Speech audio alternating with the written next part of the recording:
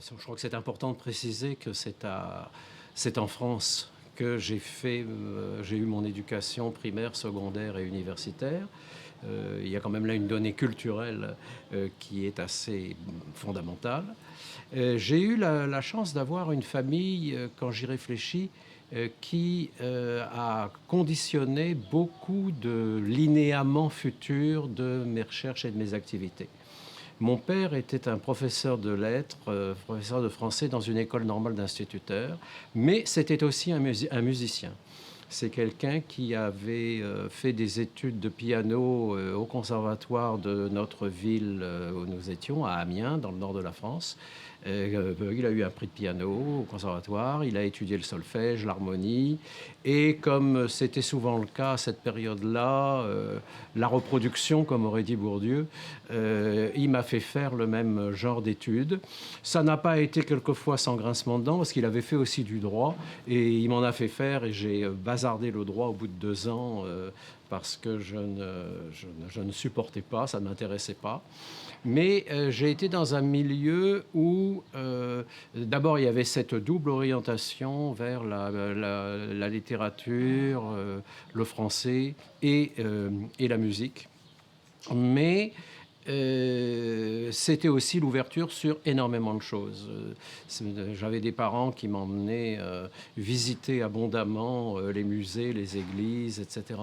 Je crois que ça, c'est une donnée importante quant à l'éventail culturel auquel j'ai été confronté très jeune et que j'ai continué à exploiter dans ma vie. Et je crois que ça explique un certain nombre d'axes des recherches que j'ai menées ultérieurement. Alors, pour donner un exemple, on aura l'occasion d'en reparler sinon dans ce premier entretien, du moins dans la suite, je suis devenu à un moment donné un spécialiste de Wagner. Et je me souviens très bien. Alors, il se fait que pourquoi est-ce que j'ai mordu à Wagner? Parce que mon père était un fanatique de Wagner et il me l'a fait écouter très très jeune. Et vous savez que c'est une musique extraordinairement sensuelle. Et lorsque, à l'âge où les hormones commencent à s'exciter, j'ai beaucoup écouté, en particulier Tristan et Isolde, qui est une œuvre extraordinairement sensuelle et que je considère d'ailleurs toujours comme étant un des monuments de la création artistique européenne.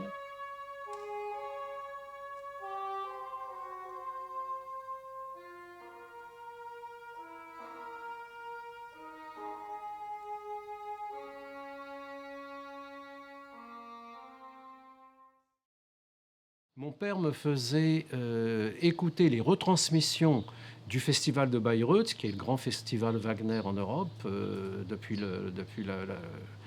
après la guerre, et il me les faisait écouter avec la partition, ce qu'on appelle la réduction pour chant et piano, de suivre ce qui se jouait en suivant la partition. Et ça très très jeune. Donc c'est sûr que c'était une confrontation à l'univers musical par le biais quand même d'une connaissance technique. Il m'avait fait faire du solfège, donc je pouvais très très facilement lire des partitions.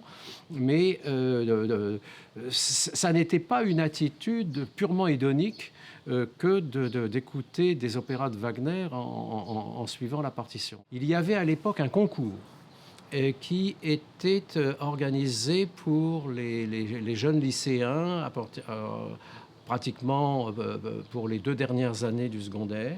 Et le principe de ce concours, qui s'appelait le concours des bourses Elijah,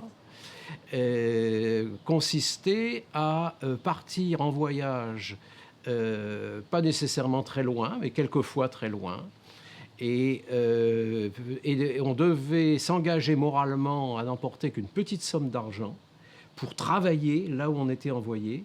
Et en même temps, on devait faire une recherche, une étude sur un sujet précis.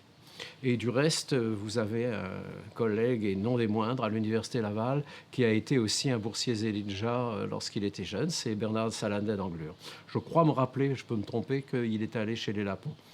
Alors, étant dans cette atmosphère wagnérienne, je me suis fait engager comme machiniste au festival de Bayreuth quand j'avais 16 ans.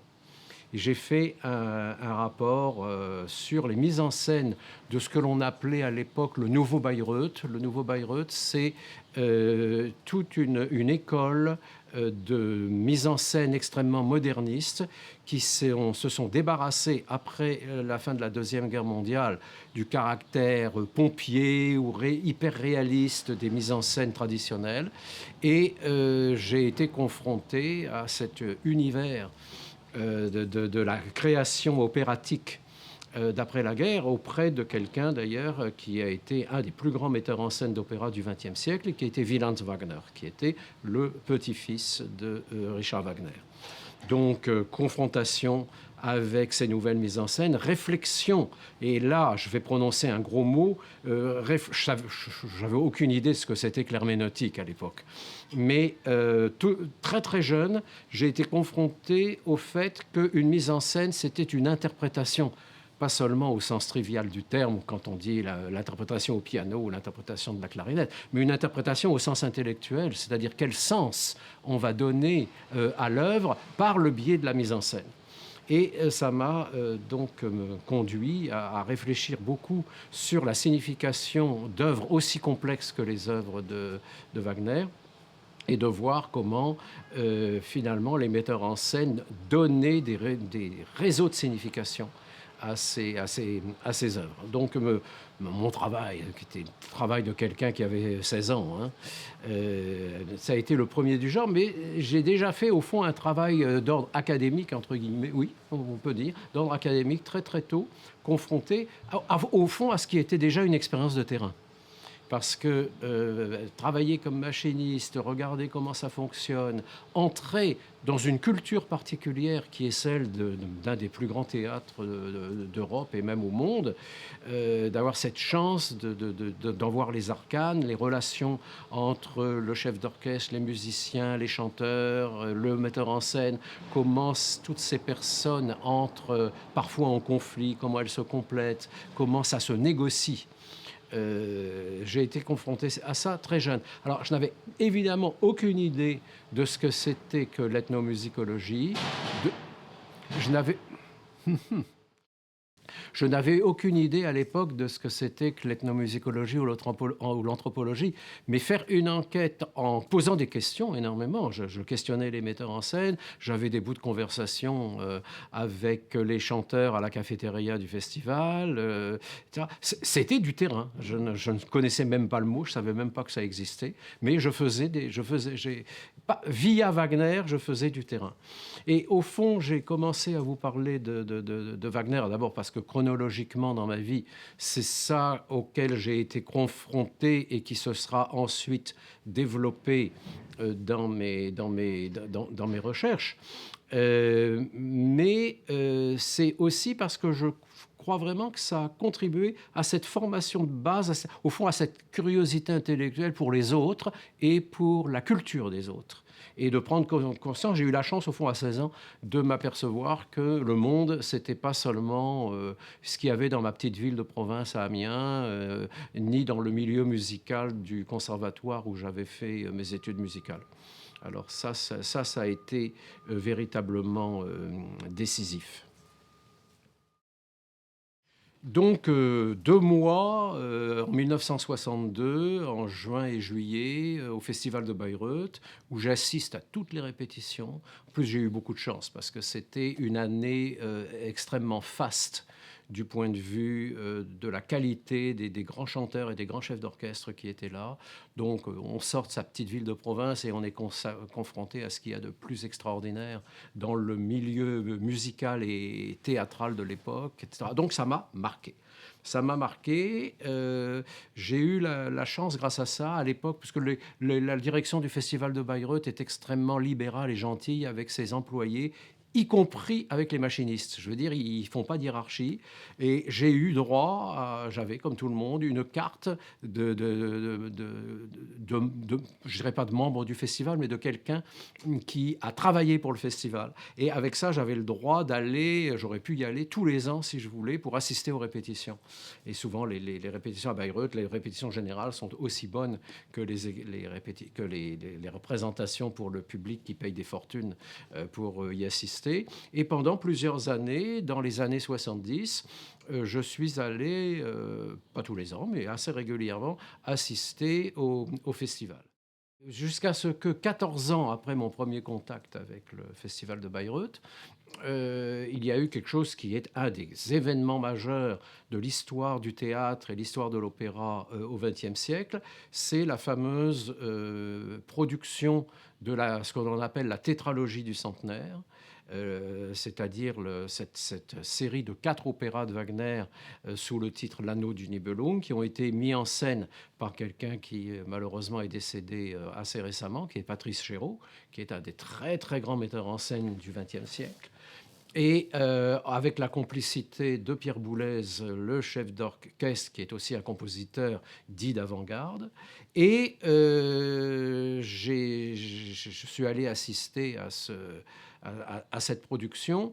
Et c'était quelque chose de tellement dérangeant et d'extraordinaire du point de vue de la prise en charge des réseaux de signification de cette œuvre, qui est une des plus complexes de l'histoire de l'opéra et de l'histoire de la musique, que j'ai décidé d'en faire une étude détaillée. Alors, à mon petit niveau, quand j'avais 16 ans, j'avais fait une étude sur les mises en scène de Wieland Wagner pour faire ce rapport de Voyage Zelidja. 14 ans plus tard, au fond, c'est exactement le même fil que j'ai repris. Et de ce fait, j'ai fait ce livre sur cette production dite du centenaire, dont on a absolument parlé dans le monde entier.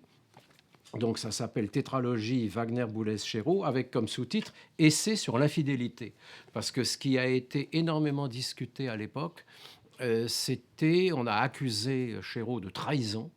Et c'est là que je me suis mis à fouiller. Qu'est-ce que l'on peut vraiment, jusqu'à quel point est-ce que l'on peut réussir à déterminer des significations stables chez un créateur comme Wagner? Alors, en pénétrant dans l'histoire, dans la genèse de cette tétralogie, de cet anneau du Nibelung qui s'est étalé sur presque 30 ans dans la vie de Wagner, on s'aperçoit, quand on regarde les détails, que d'abord, bien souvent, il ne savait pas lui-même exactement ce que voulait dire son œuvre. Il a changé, il a réécrit certains passages du texte, en particulier de la fin, pour infléchir le contenu de ses opéras dans des directions qui n'étaient pas celles du début. Alors, pour faire les choses très très brèves et mettre le doigt sur des problèmes politiques, Wagner a été dans les années 50 du 19e siècle a été un révolutionnaire. Il a participé à la révolution de Dresde. Et puis, à partir de 1854, il est confronté à la philosophie, à la métaphysique de Schopenhauer. Et là, c'est une vision très, très pessimiste, par contraste avec l'optimisme révolutionnaire qui était le sien dans sa jeunesse. Et là, il va orienter cette même tétralogie qu'il n'a pas encore finie dans une autre direction. Alors, ça pose un problème passionnant. Que doit faire le metteur en scène quand il est confronté avec ce qui est nécessairement des contradictions du texte, des contradictions de l'œuvre? Et ça m'a absolument passionné parce que je me suis aperçu que Chéreau, pas toujours en le sachant de façon consciente, était allé chercher ou avait pris en charge des morceaux de cette histoire complexe du Ring pour le retraduire dans une vision qui était celle des années 70. Voilà, alors ça a donné ce bouquin qui a été le déclenchement d'autres recherches, le premier en tout cas, d'autres recherches sur Wagner dont je vous parlerai ultérieurement. Alors, immédiatement après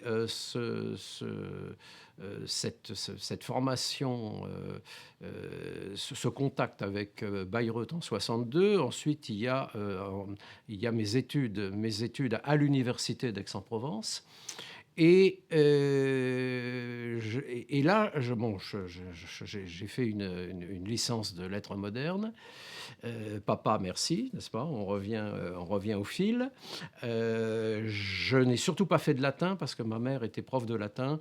Et le jour où j'ai passé mon baccalauréat au secondaire, j'ai pris mon cahier de latin et ostensiblement, je l'ai brûlé dans la cour de la maison pour bien signifier à ma mère, qui était prof de latin, qu'il n'était plus question que je retouche au latin. Le français, ça allait, l'allemand, ça allait, etc. Mais vraiment, le latin, il n'en était pas question. Donc,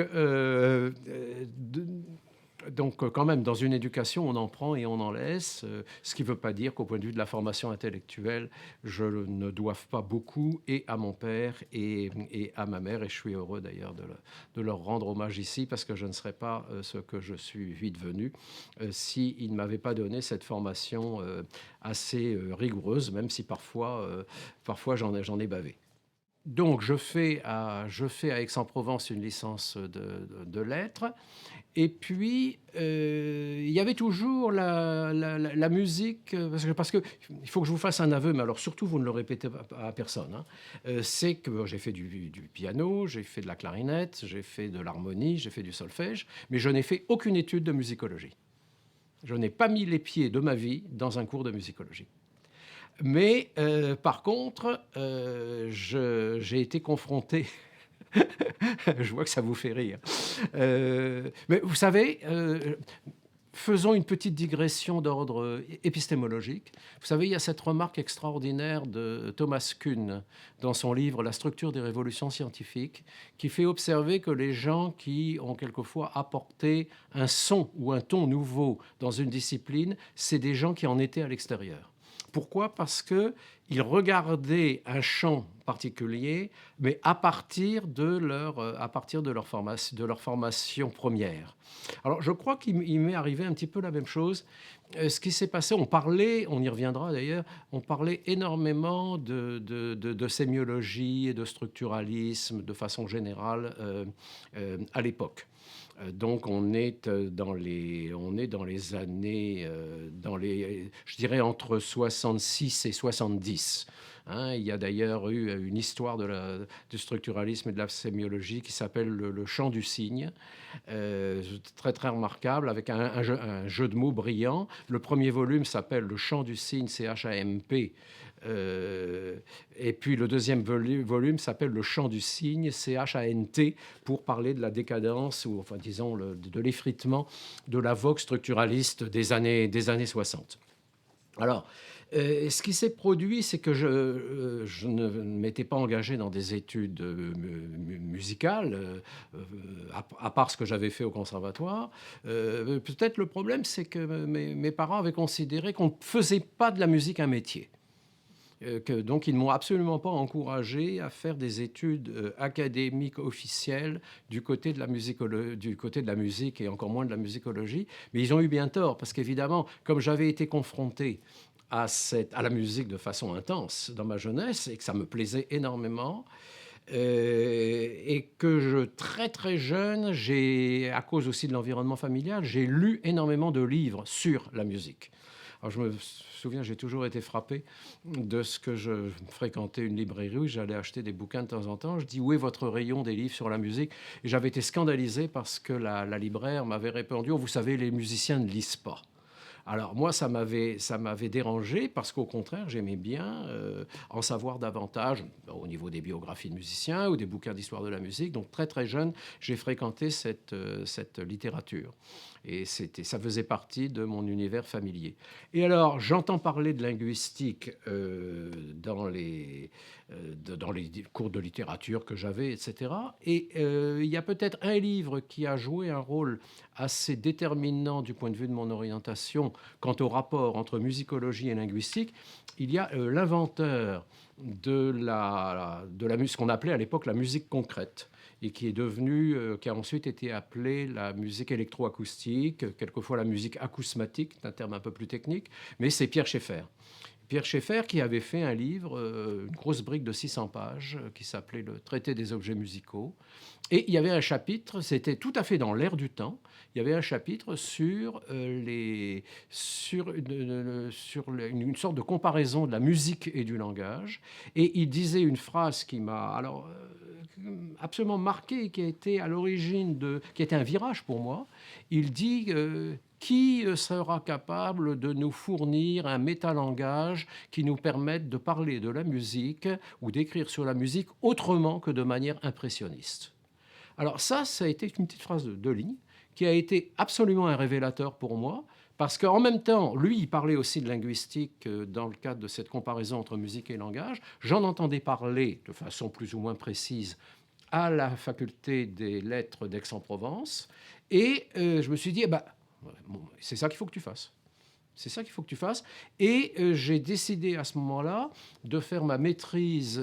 J'ai fait une maîtrise en linguistique, et non pas en musicologie, mais qui a été mon tout premier travail sur la sémiologie de la musique, qui, à l'époque, on reviendra à la définir autrement tout à l'heure, mais à l'époque, et on le sait aussi, par exemple, à travers l'exemple de Lévi-Strauss, le modèle ou ce qui se faisait en linguistique a eu une influence qui a été décisive ou qui a pénétré d'autres sciences humaines que la linguistique elle-même.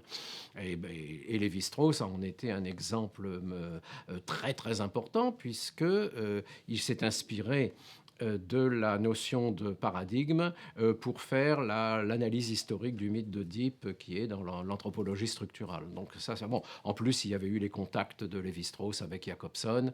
Donc il a baigné dans certains courants de la linguistique. Alors moi, ça a été la même chose, même si mes références ont été un petit peu différentes de par l'éducation que j'ai eue à Aix que celle de Lévi-Strauss. Mais j'ai été confronté à cette idée qu'on pouvait tenter d'appliquer les méthodes de la linguistique à autre chose que le langage. Donc on est à une période, je dirais, des sciences humaines, dans lesquelles on avait même, à l'époque, ça étonnera peut-être les lecteurs ou les auditeurs d'aujourd'hui, on considérait la linguistique comme science pilote des sciences humaines, rien de moins. Hein. Et donc, c'est tout simple. Je me suis dit, si tu veux regarder la musique du point de vue de ce que la linguistique doit apporter, fort de la pichenette initiale que Schaeffer m'avait donnée, je me suis dit, tu vas faire ça sérieusement. Et j'ai fait le certificat de linguistique générale à Aix-en-Provence avec Georges Mounin. Et Georges Mounin avait ceci de particulier, il a été d'ailleurs vomi, je dirais, par les intellos parisiens bontins. Hein. C'est quelqu'un qui, dans son enseignement et aussi dans cet article, avait pourfendu l'utilisation métaphorique du mot langage ou des applications un peu dévoyées de la linguistique à des domaines non linguistiques. Ça m'a beaucoup marqué, et c'était en plein dans mon sujet.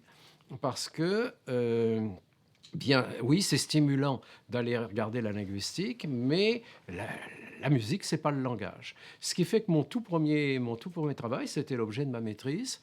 Ça s'appelait Introduction à une sémiologie de la musique. Sémiologie étant à l'époque et dans tout ce contexte conçu comme importation et utilisation des modèles linguistiques à un domaine non linguistique.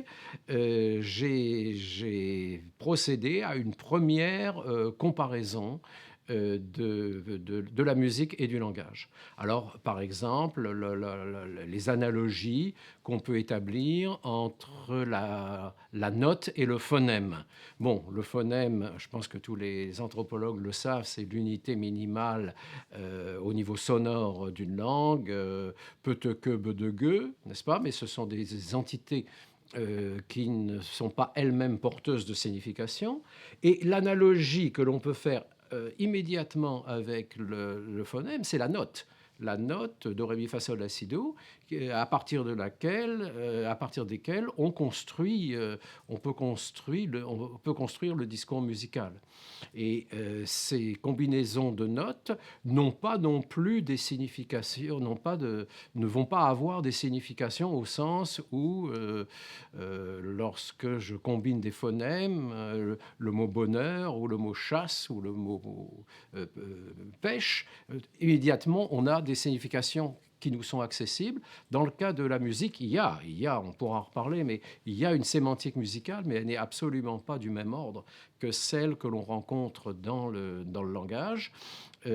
Puisque quand j'écoute le début de la Passionata de Beethoven, Beethoven n'est pas en train de me dire « longtemps je me suis couché de bonne heure ». C'est pas ça qu'il nous dit. Il véhicule quelque chose d'affectif, ce qu'on pourrait appeler une sémantique affective, mais il n'est pas en train de développer un discours qui aurait l'équivalent du discours véhiculé par les mots du langage verbal. Alors, toute ma maîtrise de l'époque consistait à éclaircir tout ça en utilisant les différents modèles.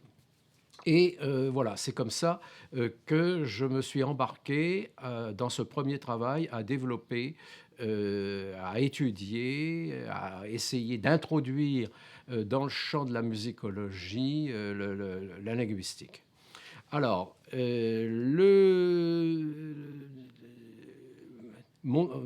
lors, et puis il y a eu donc cette première rencontre intellectuelle, scientifique, avec l'univers de la linguistique. Et puis j'ai rencontré, à la faveur d'une conférence qu'il était venu faire à Aix-en-Provence, j'ai rencontré un autre linguiste important qui, à mon avis, a fait une contribution fondamentale pour la musicologie. C'était Nicolas Ruvé. Nicolas Ruvé, c'était le traducteur en français de Jacobson. Ça a été l'introducteur de la grammaire générative de Chomsky dans la francophonie. Il a écrit une introduction à la grammaire générative. Il a publié la traduction de plusieurs de ses articles. Mais il avait écrit, au fond, Ruvé est quelqu'un qui avait regretté toute sa vie de ne pas être compositeur et de ne pas s'être engagé dans la musique. Et il a fait 2 articles absolument fondamentaux, publiés dans les années 60, dont j'ai eu connaissance un petit peu plus tard, dont un s'appelait Méthode d'analyse en musicologie. Et c'était la tentative d'application de la méthode paradigmatique à un texte musical. Je rappelle ce que c'est que la technique paradigmatique. Les anthropologues la connaissent parce qu'ils la connaissent à travers de l'œuvre de Lévi-Strauss, en particulier de son article sur lorsqu'il parle de la structure des mythes. Quand il parle de l'analyse du mythe d'Oedipe, ça consiste à réécrire le texte et à mettre dans des colonnes verticales les idées qui présentent quelque chose d'analogue. Alors, ça fonctionne encore mieux, et j'y reviendrai quand on parlera de Lévi-Strauss. Ça fonctionne encore mieux, je dirais, la technique paradigmatique fonctionne encore mieux avec la musique qu'avec le langage. Parce que quand on paradigmatise un texte musical, on paradigmatise des formes, on paradigmatise des unités que l'on réécrit les unes au-dessus des autres. Et parallèlement à cet article théorique, Ruvé avait écrit un article qui m'a beaucoup marqué, et qui était l'analyse du prélude de l'opéra de Claude Debussy, Péléas et Mélisande. Donc là, c'était très important parce que ce n'était pas seulement des notes méthodologiques qui avaient été proposées pour un certain nombre de petites mélodies, des petites monodies du Moyen-Âge. Là, il s'agissait d'une pièce musicale, c'est le début d'un opéra, mais même qui avait son entité, qui était autonome, et il nous montrait ce que l'on pouvait faire avec cette technique au niveau au fond d'une œuvre considérée comme une entité globale. Alors ça, donc, j'ai parlé de Mounin tout à l'heure, je viens d'introduire Ruvé, et ici je referai le lien avec l'anthropologie, puisque je viens de citer plusieurs fois Lévi-Strauss. Lorsque, quelques années plus tard, j'ai rencontré Lévi-Strauss pour faire un numéro spécial d'une revue musicale qui s'appelait Musique en jeu. Lorsque je l'ai rencontré et qu'on a parlé sémiologie, structuralisme, etc., Lévi-Strauss m'a dit Ruvé, avec son article sur le prélude de Péléas, a fait avant moi ce que je n'ai fait que ultérieurement dans mon œuvre mythologique, ce qui n'était pas un petit compliment. D'ailleurs, Lévi-Strauss ne l'avait pas oublié, quelques-uns, il n'a pas réussi, mais il avait essayé de faire rentrer Nicolas Ruvé au Collège de France.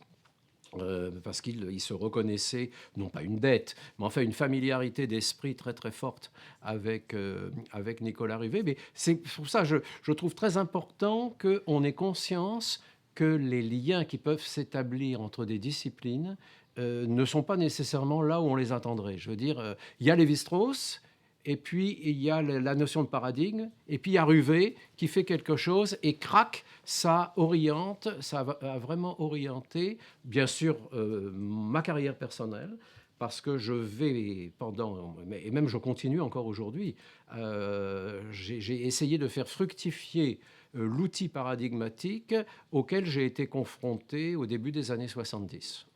Et j'ai essayé de l'appliquer à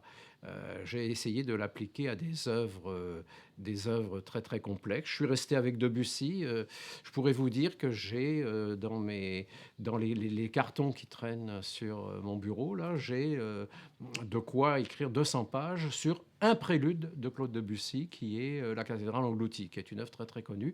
J'en ai publié des morceaux dans des articles, mais là je veux faire un texte de synthèse qui n'est pas encore rédigé comme tel, mais et qui sera au fond l'aboutissement de mon contact avec le travail de Ruvé sur le prélude de Péléas 40 ans avant, dans les années 70.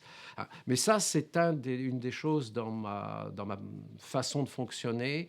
Je ne peux pas ne pas terminer un fil que j'ai commencé. Il faut que j'aille jusqu'au bout. Il y a des travaux qui sont épars et des idées qui sont lancées. Et un de ces 4 matins, probablement l'année prochaine, je vais rédiger mon travail sur la cathédrale qui vient de Ruvé indirectement, donc de Lévi-Strauss. La maîtrise que j'avais faite à la fin des années 60 à Aix-en-Provence portait essentiellement sur la comparaison de la musique et du langage.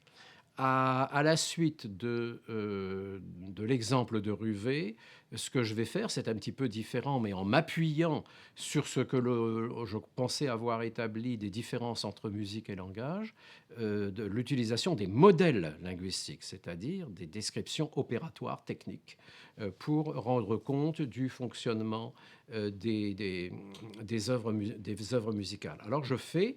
j'arrive, les circonstances de la vie font que j'arrive au Québec en 1970. Je dirais que c'est grâce au général de Gaulle, puisque je faisais partie d'une cohorte d'étudiants. J'avais terminé mes études de littérature et de linguistique à Aix-en-Provence, et il fallait, en bon français, que je fasse le service militaire. Mais à l'époque, on ne faisait pas le service militaire. Il a été supprimé depuis, mais on était envoyé comme coopérant dans certains pays. Et comme j'avais envie de continuer sur linguistique et toutes ces choses-là, je me suis dit ce serait très bien si je réussissais à aller comme coopérant en Amérique du Nord, ce qui n'était pas évident puisque les coopérants étaient surtout envoyés dans les anciennes colonies françaises en Afrique. Mais j'avais entendu dire qu'il y avait des possibilités au Québec. Un jour, je rentre dans la salle des profs de l'université d'Aix-en-Provence. À l'époque, j'étais chargé de cours en sémiologie. Et il y a une de mes anciennes profs qui me dit « Ah, Jean-Jacques, je reviens du Québec. Il faudrait absolument que tu rentres en contact avec monsieur Untel. » Il faudrait que je retrouve son nom. Il faudrait absolument que tu rentres en contact avec la personne qui m'a invité, parce que il veut faire des choses en sémiologie. Il faudrait que tu lui racontes ce que tu fais. Et ça n'a fait ni une ni deux. Je lui ai écrit et il m'a proposé de venir enseigner à l'Université de Montréal comme coopérant militaire français. Donc je suis venu en principe pour 2 ans. Et puis là, Là, je n'avais plus les parents sur le dos pour me dire de ne pas faire d'études de musique. Et ce que j'ai fait, c'est que j'ai pris contact avec la faculté de musique. J'ai resuivi des cours d'harmonie pour mettre mes idées à neuf. Et puis, un jour, j'assistais à un cours sur ce qu'on appelait à l'époque des cours de langage musicaux, sur la musique sur les musiques c'était des œuvres du 19e siècle, je me souviens.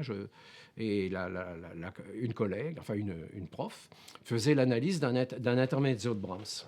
Elle fait l'analyse devant les élèves, puis moi j'avais le modèle de Ruvet dans la tête. Je me dis, ben, ça ne va pas son truc. Elle est en train de passer à quelque chose d'absolument fondamental qu'il y a dans cette pièce. Et si elle utilisait la technique paradigmatique, elle ne pouvait pas la connaître. Je veux dire, la sémiologie musicale était dans l'enfance. Je me suis dit, alors, je rentre à la maison. Vous savez, quand on est très excité par quelque chose, je prends mon papier à musique et je refais l'analyse de la pièce. Et je lui montre, alors la fois suivante, je vais au cours, et je lui dis, tu sais, j'ai beaucoup réfléchi à ton analyse sur l'intermezzo de Brahms que tu nous as fait l'autre jour. Tiens, je te laisse ça, je voudrais savoir ce que tu en penses. Alors, ça a déclenché un enthousiasme de la part de cette prof. Et quand je l'ai revue la semaine suivante, elle m'a dit, il faut que tu sois professeur à la faculté de musique. Alors ça, c'était... Je lui ai dit, écoute, t'es fou, t'es folle. J'ai pas de diplôme en musique. Qu'est-ce que c'est que cette histoire? J'ai fait ceci et ceci en musique, mais... non. Il y a là quelque chose qui, je peux te dire, est capital pour développer l'analyse musicale. Alors, ça a été un autre déclencheur, n'est-ce pas, que ce contact avec le collègue. Et donc, là,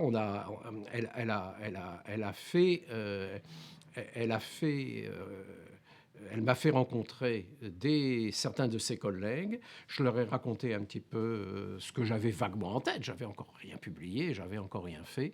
Et c'est comme ça que je suis rentré à la faculté de musique de l'Université de Montréal.